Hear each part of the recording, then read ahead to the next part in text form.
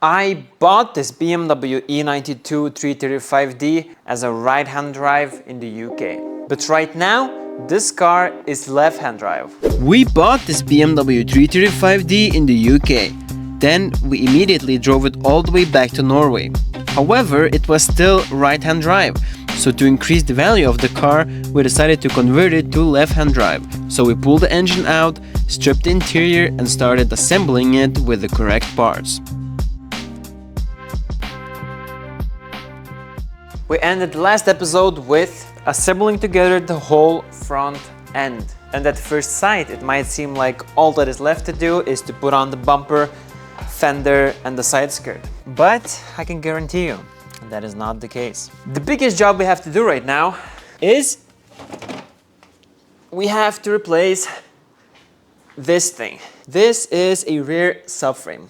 The reasoning, the bushings are shot on the subframe that is on the car, and the subframe on the car right now is kind of rusty. And I don't want to take it out, change the bushings and put the same one rusty back in place again. So I bought this one used, sandblasted and powder coated to black. But the problem is that all the bushings in the subframe are old and we need to replace them. The bushings that I could find aftermarket, I bought aftermarket, such as these ones. I bought them Swag. So they are the front ones like that. The big in the back I couldn't find aftermarket, so I bought original BMW. They sit like that. And then we have this bushing here that is for the diff mount, and also these two small diff mounts here. The big ones, I'm not sure how we're gonna be able to replace them because I think we'll need a hydraulic press. But the small ones, I think we should be able to do with a generic bushing toolkit with the rod through, and then you just spin it and it pushes it out. So we will start with the small ones, then that one, then we will need to think about the big ones, what we're gonna do with them. So I have this generic tool here.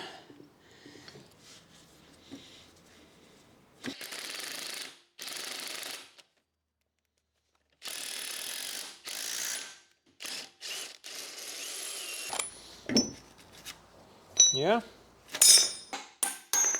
To put back the new one, it is kind of like compressed. You can see there is a gap here. So what I will do, I will take a hose clamp and tighten it. And when it starts going in, we're gonna remove the... Then I have this special oil from BMW for assembling bushings. So I'll put a little bit of that.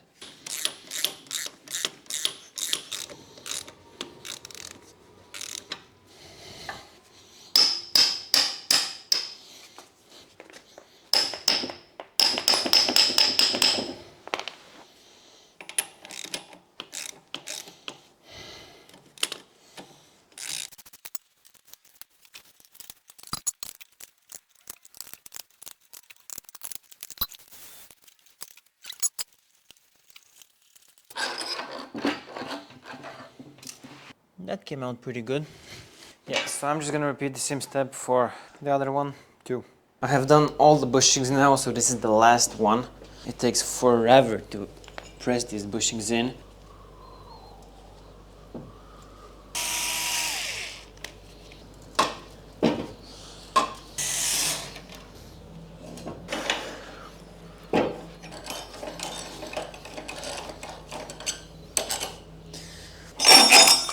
That's it. The main bushings are in.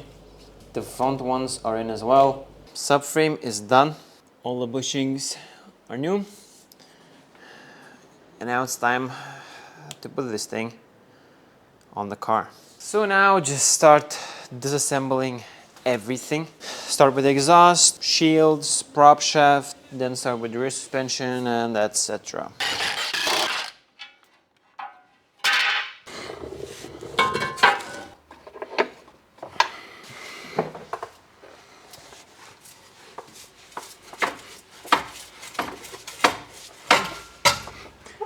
Yo! Best pliers ever for exhaust. You don't think you need it until you freaking do. So the prop shaft has this weird connection to the diff, so we need like a insane size wrench to undo it. So I think I'm not going to, and I'll just drop the diff and then we can drop the diff with the prop shaft and that's it. So now I just want to undo the drive shafts from the diff.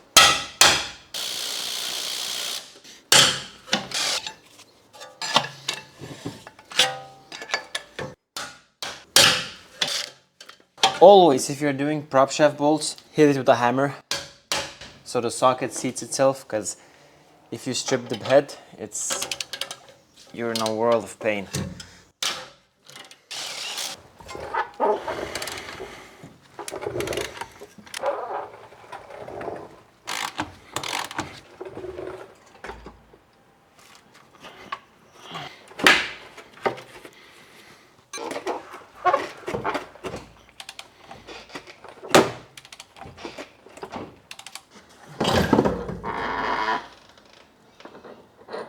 Shit.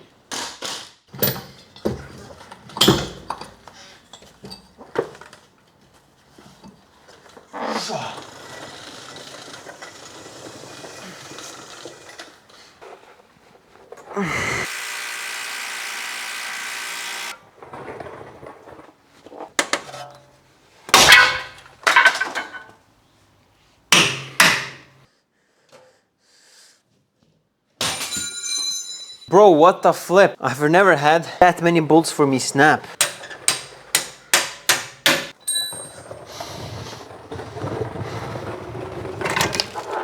Yo.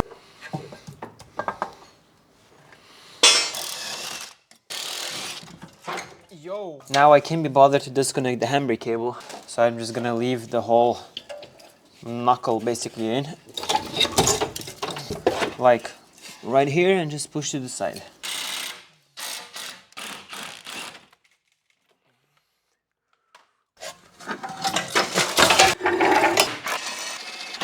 Aye.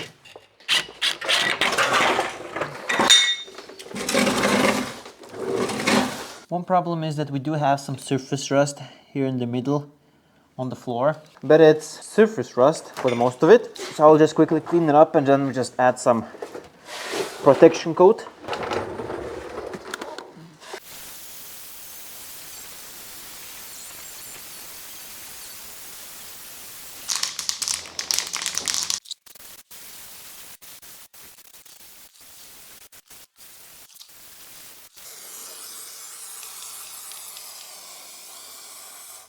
Here is the new /used unit.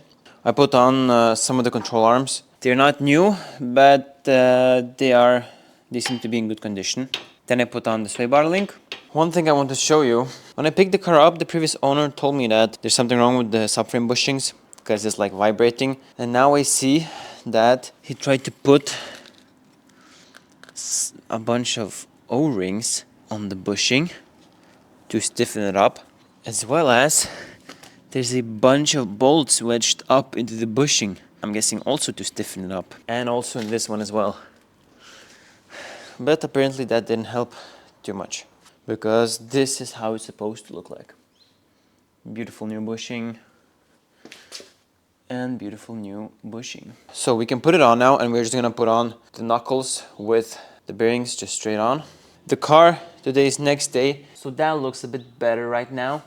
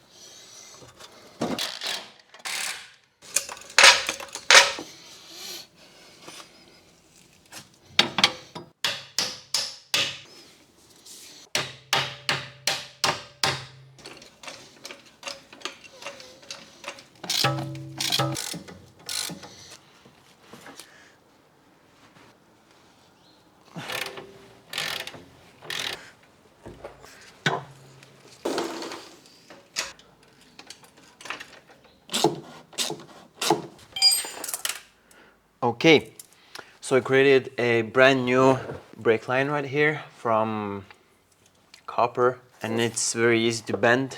So now I'm just gonna try to bend it to shape.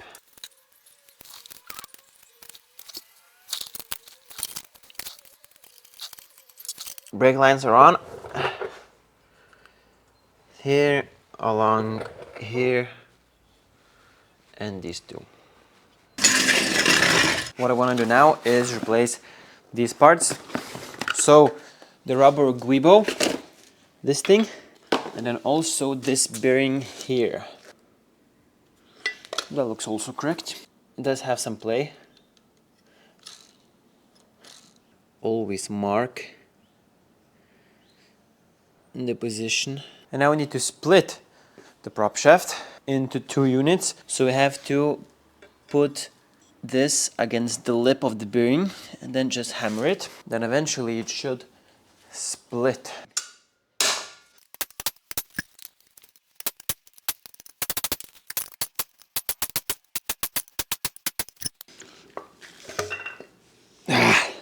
And it is off. You just have to hammer it back on. The way I do it is I find a cup exactly off the diameter of the inner bearing race.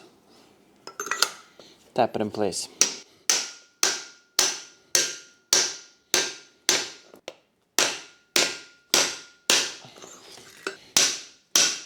That's it. Connect the rest of the prop shaft together.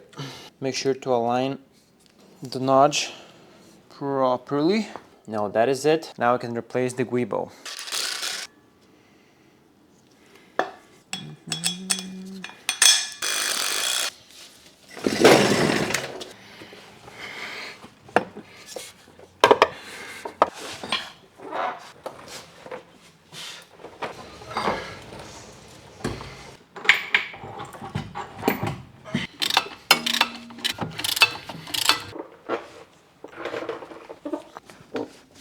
Now if I try to put the prop shafts up, they're not gonna fit. So the way to do it is you have to jack up the suspension, and then it makes a little bit more space, and then you can just slide it in.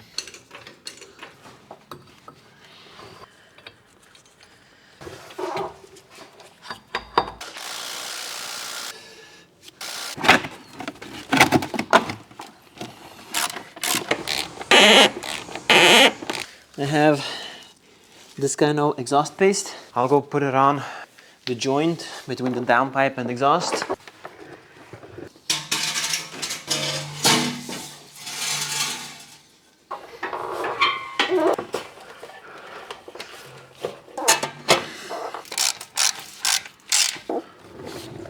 I also want to change the differential oil.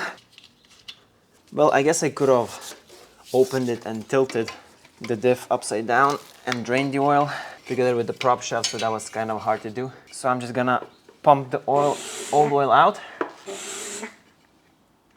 You know what?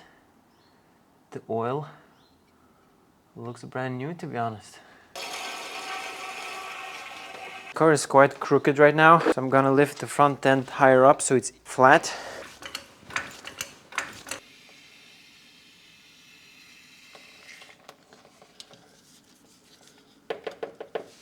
Now we wait until it drips out and we will close it.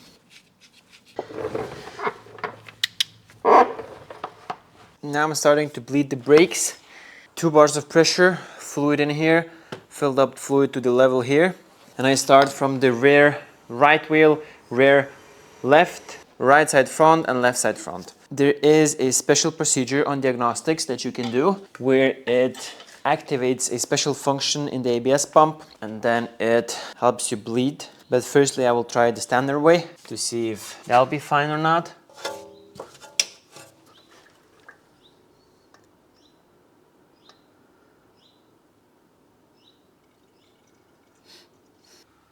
It doesn't seem like, oh, now there's a bunch of air.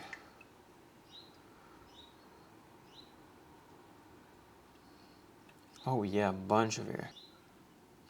Now we'll do the remaining front wheels and we will see how the brake pedal feels. I bled all the brakes So I was pressing the pedal many times super hard to like pressurize the system, and I checked for leaks everywhere. Everything is super dry, and so far the pedal is super stiff, exactly how it should be.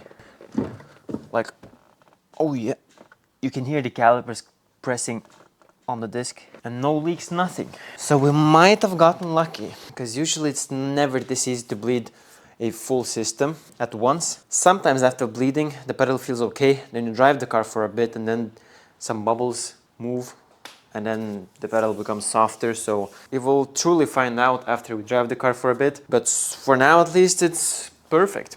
The rear bumper, full M Sport, original. I bought it used and got it repainted into the correct color. It has packaging marks, but they go away when polishing, so no big deal. The diffuser that I got with the bumper was a single exhaust, and since we have two, we need a double exhaust diffuser. And that's why I bought this thing. Similar color, glossy black, double exhaust diffuser. These aftermarket diffusers can be a pain to put on sometimes. Then this middle. Then of course parking sensors. The tow hitch.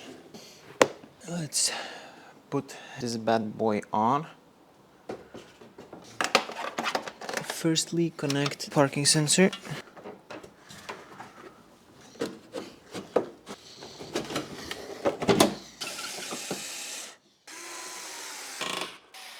Beautiful. This car is a pre-face, and I think facelift lights look a lot better.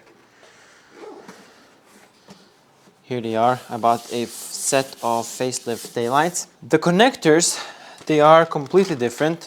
So to make this work, you have to resolder the connectors or get an adapter. I got this adapter here. This end is for the facelift taillights, and this is the pre-face taillights. So it's just gonna be plug and play. The lights in the trunk I have already replaced, so these are already the facelift ones. You can see it's blinking. That's because I have to code out the bulb check, because these are full LEDs, but I think this one should work.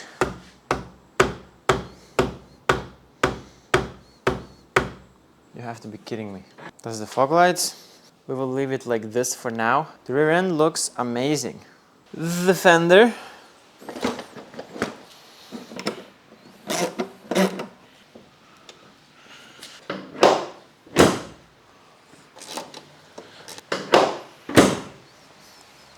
Okay, gap here is quite good now.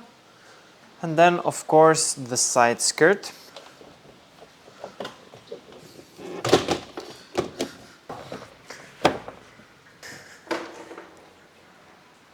And now it's time for the most important part, at least in my opinion, the front bumper. And for that, once again, we're partnering up with tuning. So here I have a M3 look front bumper. This is not an original BMW piece, this is a aftermarket one, but it's quite good quality. And other things that I got from tuning is a different style rear spoiler. So this one is slightly bigger one. So this, and we have a front lip, which sits right under the front bumper, just like that. Tuning.lt is an automotive styling shop where they sell all different kinds of styling parts for German cars. They offer fast shipping in the entire Europe. So if you need any kind of styling parts, make sure to check out tuning.lt and use code EMS for a little discount. Time to assemble this entire front bumper.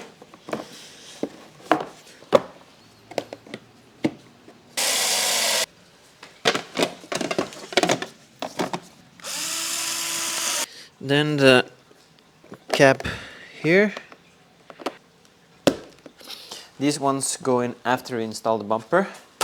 And now we're able to put the bumper on.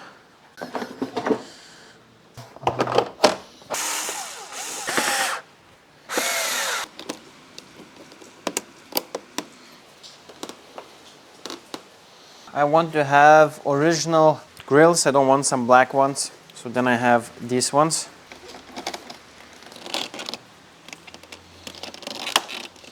Because the goal with the car, I want to have it like all black with chrome details.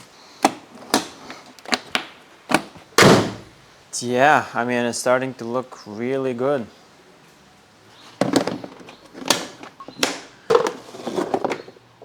Never mind, I think we did replace the filter.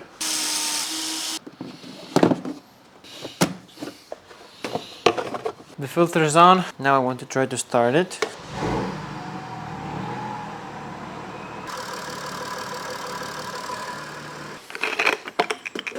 Now I'll add some coolant.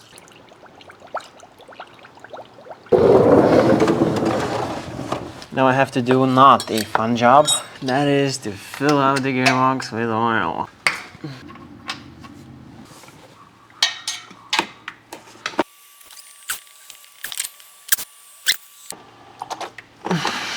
Seems like it's leaking out now. Ah, it's dripping down my arm. The plug is in. Now we'll go and start the car. I will run through all the gears, connect the diagnostics tool, make sure that the gearbox reaches a temperature between 30 and 50.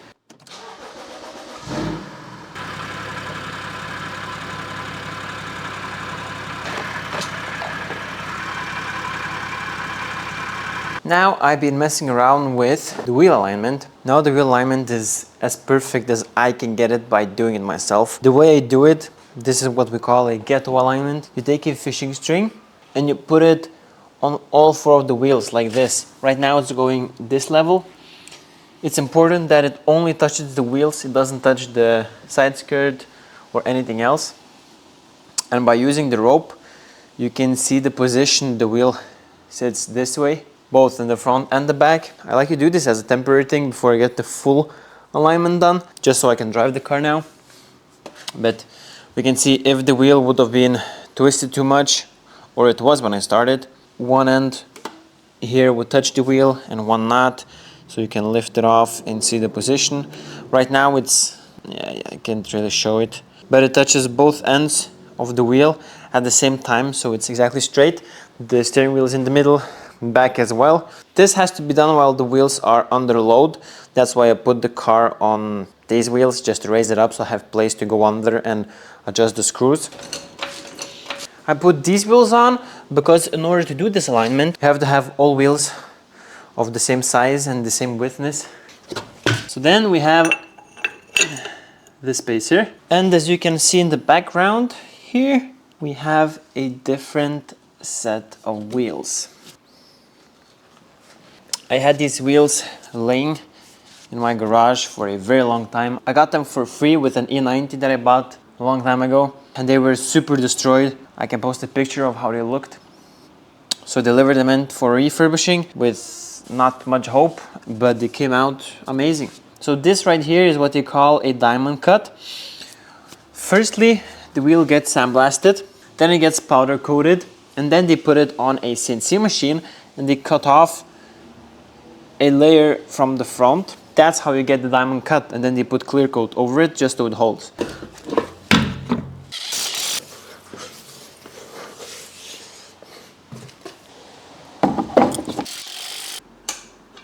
That looks pretty damn good if you ask me.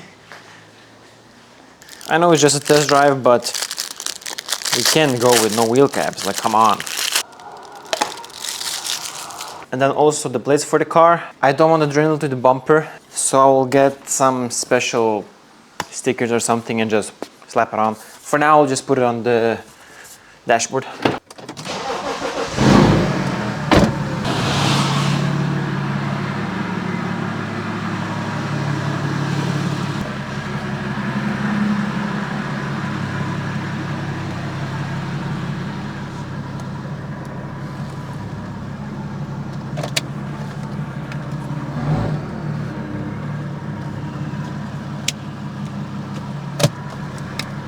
It's crazy to think that this car used to be right-hand drive, like what?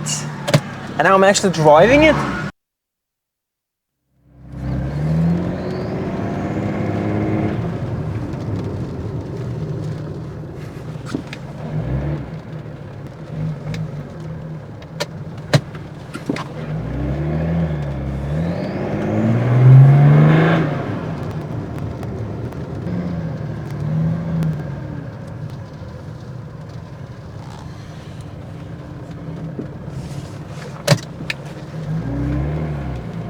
So there was a bit of smoke and it didn't have much power because of a vacuum leak, or I had connected a vacuum hose different way, so it wasn't correct. But after swapping it, it all is good.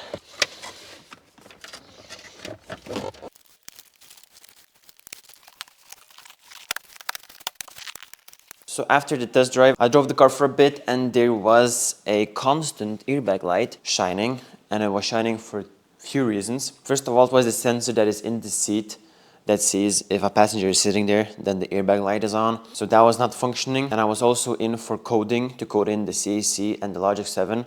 So at the same time, we managed to code out that problem. And then one more thing, a code was constantly on for the passenger airbag. The airbag that sits right here, this one. So I disconnected them, both of them. I was troubleshooting and I managed to figure it out that this plug was defect. It looks fully functioning and looks fine, but internally it was some connection between the wires, so it was throwing always the code. I had these connectors from when I bought the dashboard. I got them with it, and I just resoldered the connector and the fault code is gone. So even simple connectors can break internally and cause an airbag light. So that's the first one for me, but I'm just happy I figured it out. And now, since we still have the glove box out, I want to install Bluetooth into the car. Usually if you want Bluetooth in these cars, you have to get a COM box. COM box is this module that sits in the back. Then you have to connect it with the amp and power, stuff like that, and then you get Bluetooth. But we did not retrofit that because a friend of mine had this. This is like this Bluetooth module from Mr. 12 Volt. Not sponsored or anything, but I just heard a lot of good about this thing. This is a module like that, which you connect up behind the CC and the screen. And this is gonna give this car Bluetooth and Apple CarPlay. And the sound that this thing plays through is not normal cables like aux, but it goes through the optic fiber cable, which means that the audio quality is gonna be way, way better than usual aux. So we can see that we have a bunch of cables here. Pull out, correct. Then what I do with this cable, I'm gonna plug in the white one into here, plug in this one into the iDrive, and plug this one into the screen, just like that. That kind of loops the system. Then you can switch between the CAC and the CarPlay. Firstly, I wanna connect everything up and see if it's working, and then we can route it up behind there and hide it somewhere. So then there's this thing. So this end plugs here, and then this thing just kind of loops into the system. So I plugged in the extension, one into the iDrive, then one to the car, and this thing is connected. Here we have a USB connector.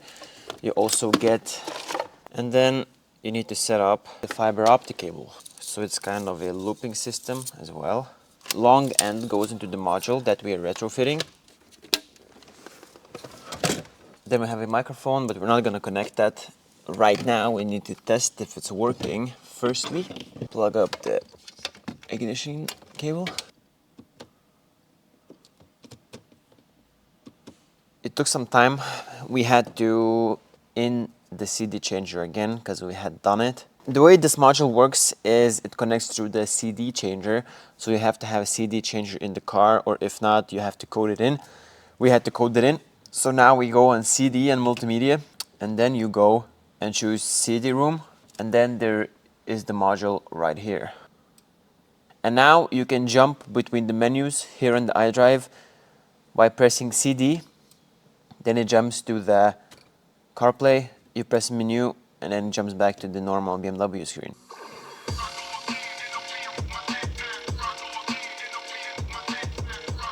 So everything is good, everything is working perfect.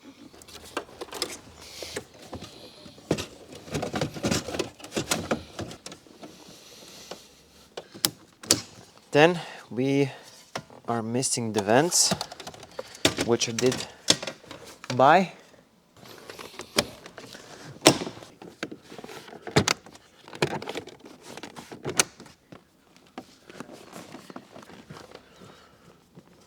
Then I have in M Sport, not a big difference, but yeah, why not?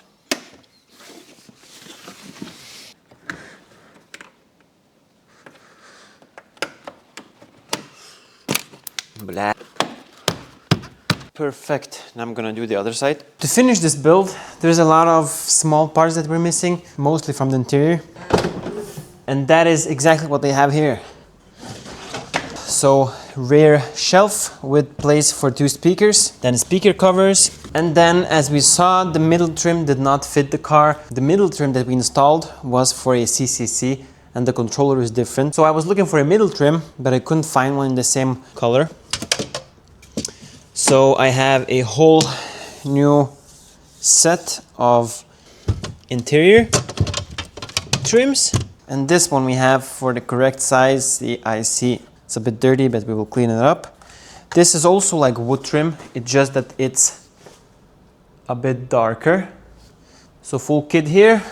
Then I also got the correct window opening buttons that I already installed, and a dashboard trim right here that covers up the speaker. I got all these parts from a local used car parts supplier called Rogaland Bildelar.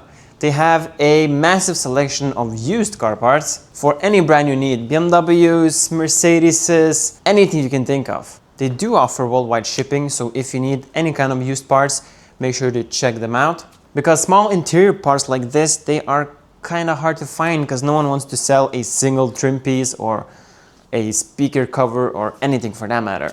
Right now I don't even have the speakers plugged in, the ones that sit in here on the rear shelf. So right now we'll clean this up a bit and install it together with the speakers and plug them all in. I'm not gonna film that because it's not interesting. With the other parts we also picked up a set of other mirrors because the UK ones are different.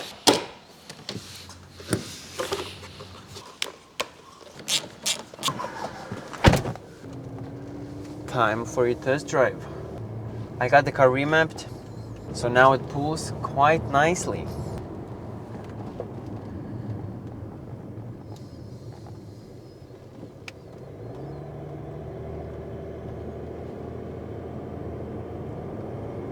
The car has no faults right now, no lights on the dash, no faults on the iDrive, and it's been performing very nicely.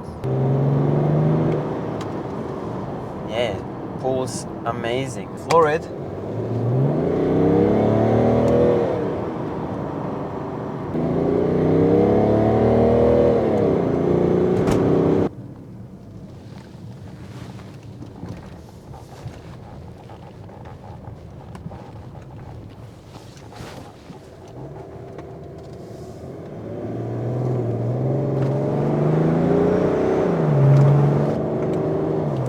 This is how the car looks currently.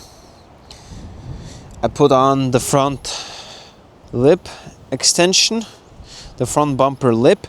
This lip is actually for the M Sport, not M3 look bumper, but it fits decently and it looks decent as well. So I kind of like it.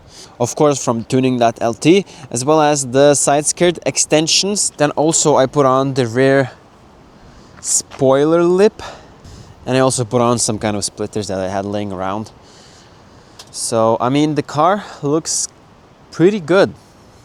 The fitment on these wheels are perfect, you could say.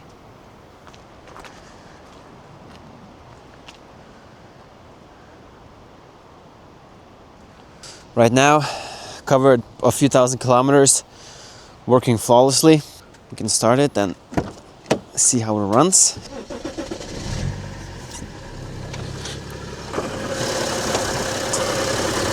Perfect.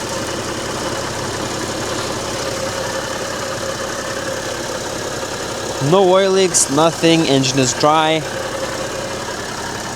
There was, however, still a problem with vacuum for the turbos, but that ended up being a connector for a solenoid. That was the defect and it wasn't working.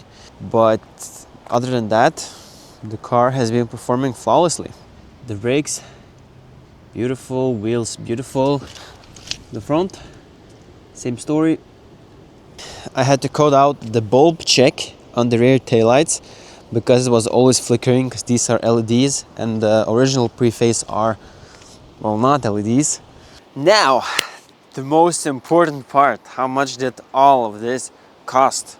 So we bought the car for 35,000 krones, 3,000 euros, and together with everything, import tax, the trip, driving it, plane tickets, registration tags, all the fees, all the parts that we spent, wheels, styling, audio system, everything included together is 180,000 crowns, which is 15,500 euros. Total included everything. Well, not labor time. So yes, it is cheaper just to buy a left-hand drive one.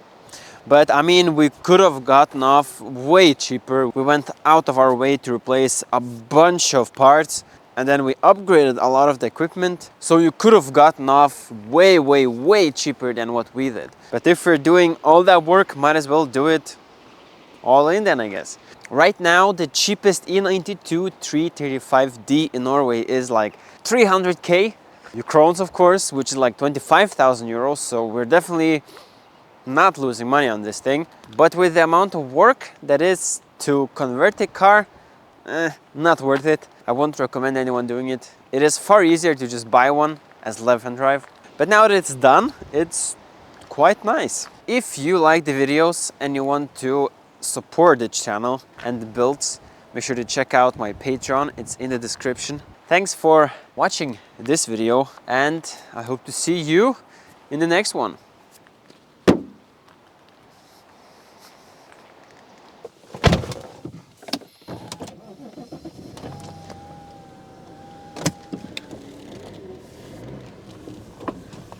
Wait, actually, sound check.